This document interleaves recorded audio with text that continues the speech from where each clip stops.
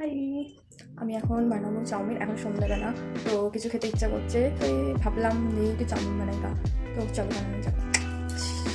Chowmein বানানোর জন্য আমি কেটে নিয়েছি লঙ্কা কুচি নিয়েছি, আর গাজর কেটে নিয়েছি, আর পেঁয়াজ কেটে নিয়েছি।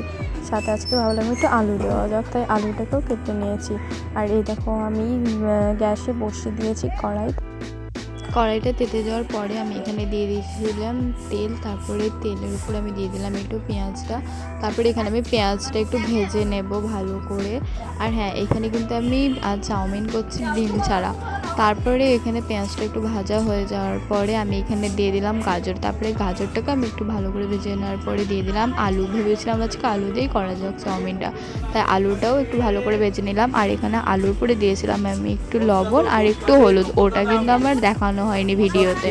তারপর আলুটা ভালো করে ভাজা হয়ে যাওয়ার পর আমি এখানে দিয়ে দিলাম কেটে রাখা লঙ্কাগুলো। তারপরে লঙ্কাটাকে আমি হালকা একটু ভেজে নেওয়ার পরে এখানে দিয়ে দিলাম আমি সেদ্ধ করে রাখা চাউমিনগুলো। তারপরে চাউমিনটা আমি ভালো করে নেড়ে নিলাম।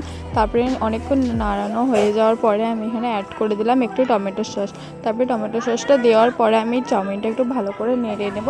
তারপরে আমার এখানে রেডি হয়ে গেছে চাউমিন। প্রায় 1.5 বছর পরে আমি নিজের হাতে আজকে বানালাম চাউমিন। জানি না কেমন খেতে হয়েছে, তো চলো খাওয়া যাক। আবার দেখা হচ্ছে পরের ভিডিওতে। Tata, bye bye.